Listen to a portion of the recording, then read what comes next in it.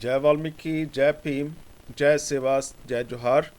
जो हमने पिछली वीडियो में जिक्र किया था आद धर्म समाज मंडल का, तो उससे आगे क्या हुआ था उसके बारे में बात करेंगे। तो आद धर्म समाज मंडल बन गया, बहुत ज़्यादा प्रचार भी होने लगा, क्योंकि जो आद डंक का था अखबार जो उनका, उसमें जो शिवचरण जी थे वो बहुत ही अच्छा लिखते थे। तो इसलिए वो आगे बढ़ता गया और दफ्तर का जो खोला था उन्होंने उसका काम इतना बढ़ गया कि पूछे मत। ज़्यादातर जो होते थे कोई भी कॉन्फ्रेंस या प्रोग्राम वो बाहर होते थे। ज़्यादातर जो इसमें जो सभी वर्ग थे, जैसे शिंबे थे, रविदासी थे, वाल्मीकन थे, कबीरपंथी थे और सभी सभी वर्ग थे। जैसे इसमें सभी धर्मों के जैसे फंक्शन जहाँ प्रोग्राम जहाँ कॉन्फ्रेंसेस होती, क्योंकि ज़्यादातर इसमें वाल्मीकन थे और वाल्मीकन की तादाद पंजाब में बहुत ज़्यादा है, तो इसलिए ज़्यादा प्रोग्राम जैसे वाल्मीकन के ही होते थे। पर वो वाल्मीकि सभा के नहीं होते थे, वो सभी आद धर्म मंडल नाम के होते थे, क्योंकि अभी ये इकट्ठे हो गए थे। वाल्मीकि सभा ने जो इनको अप्रोच की थी बाबू मंगूराम मुगवाड़िया से, तो इस तरह से ये सभी इकट्ठे हो गए थे। बाबू मंगूराम जो थे वो कनाडा में थे, वहाँ से आए थे यहाँ भारत में। वहाँ जो गदर लहर थी उनके साथ भी उन्होंने काम किया था, तो इसलिए काफ़ी वो इसलिए उनको आगे किया गया था और उनको प्रधान भी बनाया गया था, क्योंकि पैसे के मामले भी वो अच्छे थे और क्योंकि बाहर से आए थे, तो इसलिए उनसे उनसे ज़्यादा उम्मीद रखी जाती थी कि वो ज़्यादा से ज़्यादा को अच्छी बात करेंगे। तो इस तरह से जो काम था वो चलने लगा। पर हुआ इससे उल्ट। हुआ क्या, जो मंगूराम मग्गूवाड़िया थे वो आए तो बाहर से थे, लेकिन जो उनका प्रभाव था बोलने का, जो अपनी बात रखने का जो प्रभाव था वो नामात्र था। तो इसलिए वो उनको आगे नहीं किया जाता था। वो प्रधान जरूर थे, लेकिन जो आगे ज़्यादा होते थे लोग वो थे बाबू चुन्नीलाल जी जो वाल्मीकि थे, और शिवचरण जी जो चटिया समाज से थे। तो इस तरह वो दोनों को ज़्यादा आगे रखा जाता था। और दोनों जैसे जो जो बाबू शिवचंद थे वो ज़्यादा जैसे शास्त्र के मार थे, स्मृतियों के मार थे, तो वो उनसे उदाहरण देकर लोगों को समझाते थे कि देखो तुम्हारा ये स्थान है इनके धर्म ग्रंथों में, तो इसमें से तुमको निकलना पड़ेगा। और जो बाबू चुन्नीलाल थे वो शायर थे। वो जब स्पीच करते थे तो वो अपनी कविता जहाँ शायरी के कुछ टोट के जैसे ऐसे गा दिया करते थे, तो लोगों को बहुत ही अच्छा लगता था। जिसमें से बाबू जो चुन्नीलाल थे वो वाल्मीकि समाज के बहुत ही प्रिय बने, उनके मनपसंद वो नेता बन गए। आगे जाकर जैसे जैसे सभी संगठनों में होता है, जैसे बाबू मंगूराम जी को लोगों ने कहना शुरू किया कि यार तुम प्रधान हो और ये लोग आगे आ रहे हैं और ज़्यादा स्पीचें इनकी आती हैं, और बाबू चुन्नीलाल को ज़्यादा सुना जाता है, उनकी इज्जत ज़्यादा की जाती है। शिवचरण को संपादक बनाया है, उसका ज़्यादा से ज़्यादा लेख छपा जाता है आज डंका में। ये हो क्या रहा है। खैर काम चलता रहा।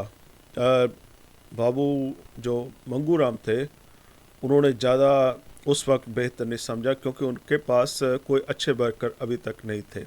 जो काम चल रहा था वो बहुत ही ज़्यादा बढ़ गया। कमरा सिर्फ एक ही था जो रेलवे रोड पर स्थित था, जैसे मैंने पिछली वीडियो में जिक्र किया था, लेकिन काम ज़्यादा इतना था कि वहाँ बैठने के लिए जगह भी नहीं रहती थी। काम तो अलग की बात है। तो फैसला लिया गया क्यों ना एक जैसे प्लॉट खरीदा जाए। जितनी कॉन्फ्रेंस होती है वहाँ से पैसा जो इकट्ठा होता है उससे एक प्लॉट खरीदा जाए और वहाँ पर फिर काम शुरू किया जाए। तो प्लॉट खरीदा गया। वहाँ पर उन्होंने जैसे बहुत ही अच्छा दफ्तर बनाया, जो कि रेलवे रोड दमोरिया पुल पर था, टांडा रोड पर। वहाँ पर जब दफ्तर बनाया गया तो उसमें 4 कमरे रखे गए। 4 कमरे इसलिए बनाए गए थे कि अगर कोई जैसे मंडल का कोई आदमी अगर रहना भी चाहे, दूर से आया है तो रहना चाहे तो वो रह सकता है, और एक में काम होगा दफ्तरी काम होगा, एक में जैसे प्रेस लगेगी जिसमें आद रंग का छपता था। तो इस तरह से वो 4 कमरे बनाए गए और काम बहुत ही बढ़िया चलने लगा। लेकिन बाद में जो रविदासिया समाज के एक जो एमएलए बने थे, उनका नाम मास्टर गुरवंता सिंह रविदासिया था। तो उनको पता था कि यहाँ जो रिकॉर्ड है वो जो सभी का यहाँ पड़ा है, और उन्होंने कोई रंजिश या कुछ कैसे करके वो सारा जो रिकॉर्ड जला दिया था। फिर उस पर कब्जा कर लिया, और वहाँ पर फिर जैसे अभी वहाँ सेकेंडरी स्कूल बना हुआ है, आप सभी वहाँ देख सकते हैं। इस दुर्घटना पर कोई भी कुछ नहीं बोला, जैसे मंगूराम को बोलना चाहिए था क्योंकि वो उनके समाज से थे, इसलिए सभी एक्सपेक्ट कर रहे थे मंगूराम जी से कि वो जाकर कहें कि ये क्या किया, ये तो हमारा जो साझी जगह है, इसको आपने ऐसे कैसे कब्जा कर लिया इस पर। काफ़ी जैसे उनको कहा भी गया, लेकिन उन्होंने कुछ नहीं कहा। इसी के बीच जो शिवचरण और चुन्नीलाल जी थे वो बहुत ही ज़्यादा प्रभावशाली नेता बन के उभरे समाज में। उनकी जो स्पीचें होती थी उनको सुनने के लिए बहुत दूर दूर से लोग आते थे, और बहुत बड़े बड़े लाखों की तादाद में जैसे लोग होते थे। जो ये लोग थे ये उभर रहे थे, एक जटिया समाज का था, एक वाल्मीकि समाज का था। तो यहाँ मंगूराम जी को एक रविदासिया चाहिए था, जो जिससे कि रविदासिया समाज का भी नाम हो सके कि रविदासिया समाज से भी ये लोग ऐसे आए हैं और उभर कर सामने आए हैं। वो ये सब बर्दाश्त नहीं कर सके। इसको चाहे आप कह सकते हैं कि ईर्खा, चाहे कुछ भी कह सकते हैं, इससे जो वो मंडल था वो टूटने के कगार पर आ गया था, और सभी को इस बात का पता चलने लगा था, क्योंकि मंगूराम मुगोवालिया ने वहाँ पर जो रविदासिया लोग थे उनको ज़्यादा से ज़्यादा जो पद देने शुरू कर दिए थे, जिनमें से हरिराम पडोरी गांव के थे, हजारा राम थे पिपलावाला गांव के, चन्नन राम थे होशियारपुर से, रामचंद बसंत राय, संतराम आजाद लालपुर, और शेर किशन लाल बूटा मंडी जलंधर के थे। आपको ये बता दूं ये सभी रविदासिया समाज के थे।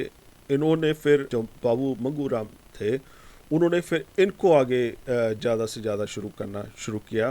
फिर उन्होंने एक और काम यहाँ करना बेहतर समझा कि शिवचरण है जो वो संपादक है आदडंका के, उससे कोई प्रभाव तो पड़ेगा नहीं, क्योंकि वो जटिया समाज से है, तो उससे मंडल को कोई प्रभाव नहीं पड़ेगा, इसलिए उसे भी निकाल दिया जाए। और वहाँ से शिवचरण जी को भी वहाँ से निकाल दिया गया। उसके बाद बारी आई ठाकर दास की।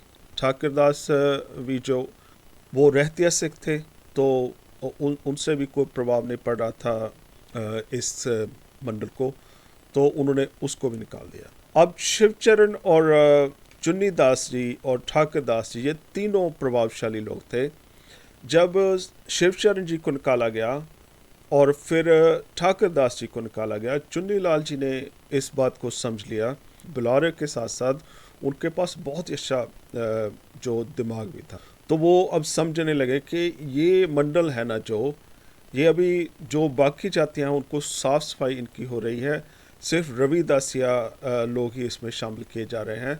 तो इसलिए बाबू चुन्नीलाल ने भी वहाँ से निकलना बेहतर समझा, और वो भी मंडल छोड़कर चले गए, जिससे कि मंडल को बहुत ज़्यादा धक्का लगा, और मंडल से जो आम वर्कर थे वो भी टूटने लगे थे।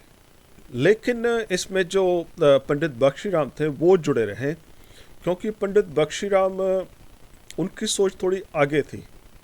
वो सोचते थे कि नहीं, ऐसा तो नहीं हो सकता कि ये इसका चमारीकरण हो रहा है, क्योंकि यही वर्ड वो ज़्यादा उस वक्त बरता जाता था।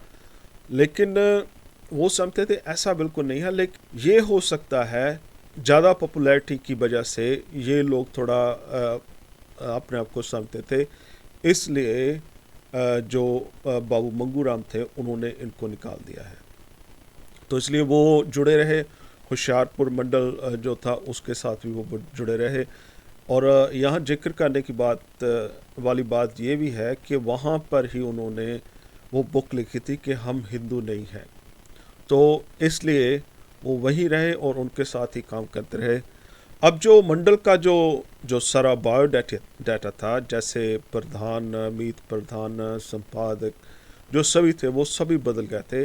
उन सभी की जगह वो सभी जैसे अलग अलग जाति से, जो जटिया समाज से, गुलाबदासी सिख थे, रहतिया सिख थे, वो सभी बदल गए थे। उनकी जगह सभी जो थे वो जो चमार जाति के लोग थे वो सब वहाँ पर आ गए थे अभी। फिर साइमन कमीशन आया।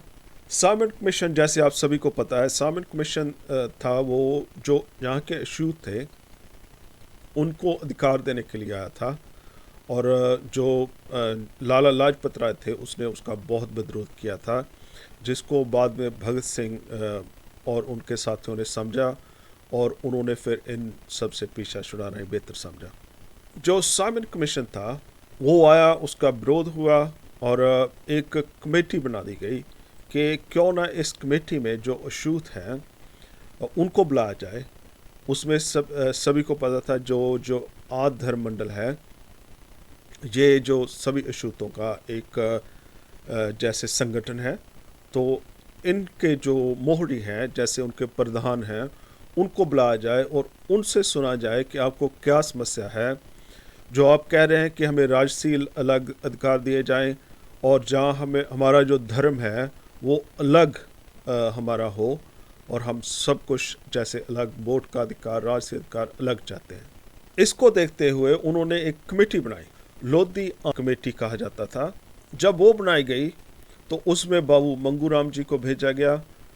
मंगूराम जी से पूछा गया कि आपका धर्म क्या है, आपका कौन सा ग्रंथ है और आप क्यों ऐसा चाहते हैं। मंगूराम जी, जैसे मैंने आपको पहले बताया था, कि वो इतना प्रभावशाली नहीं थे, वो इतना जैसे उनकी जो स्पीच थी उसमें इतना दमखम नहीं था, तो वो जो लोधियाना कमेटी थी उसको प्रभावित नहीं कर सके और उन्होंने उसे रिजेक्ट कर दिया कि नहीं। उसके बाद फिर एक कोशिश की गई, उसमें जो बाबू शिवचरण थे, जिनको मंडल ने निकाल दिया था उन पर दोष लगाकर, और वो उसको अपनी बेइज्जती समझते थे, उनको निकाल दिया गया। तो वो उनको किसी तरह से मनाया गया, आप ऐसा करो, आप जाओ उनसे बात करो जो कमेटी है।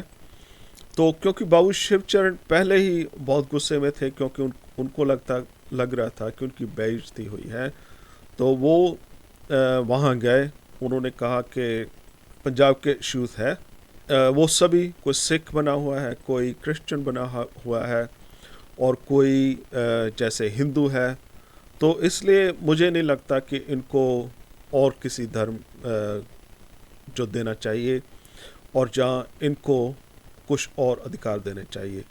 इनको इसी सभी में, इन सभी धर्मों में अधिकार ऑलरेडी मिल रहे हैं। लोधियाना कमेटी ने फिर अपना फैसला दिया। उन्होंने कहा कि नहीं, आपके 2 लीडर हमने बुलाए हैं, जिसमें से बाबू मंगूराम और दूसरा शिवचरण। तो ये दोनों ने अपना अपना जो बयान दिया उसके हिसाब से आपको अलग अधिकार नहीं मिल सकते। तो इससे जो पंजाब के जो अछूत थे, जो वाल्मीकि खासकर थे, उनमें बहुत ज़्यादा गुस्सा आ गया था। तो फिर उसके बाद 1930 में बाबू चुन्नीलाल जी ने एक सभा बुलाई, कॉन्फ्रेंस बुलाई, और वो बुलाई थी वाल्मीकि आद धर्म के नाम से। तो उस वक्त जो बाबू बंसीलाल थे, एमएलए थे, उनको वहाँ पर बुलाया गया उस कॉन्फ्रेंस में। बाबू बंसीलाल जी बहुत खुश हुए।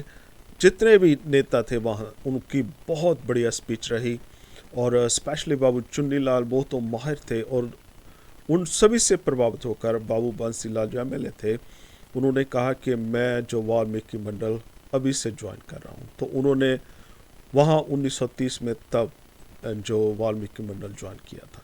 अब 2 बन गए थे, एक था आद धर्म मंडल और एक था वाल्मीकि आद धर्म। जो 2 जब बने, इनका दोनों का जो अपना अपना तरीके से काम करने का जो जरिया था वो अलग अलग था, लेकिन जो मंतव्य था वो एक ही था कि किस तरह से अछूतों को जो राजसी अधिकार है वो अलग दिलाए जाए।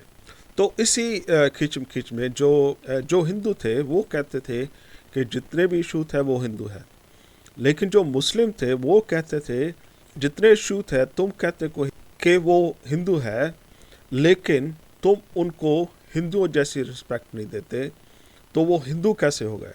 ये किसी वर्ण में नहीं इनको तुम रखते, इनका जो छुआ हुआ जो कुछ भी हो उसको आप हाथ नहीं लगाते, इनको आप पानी तक नहीं पिलाते और इनके साथ कोई कार विहार नहीं करते, तो ये हिंदू कैसे हो गए?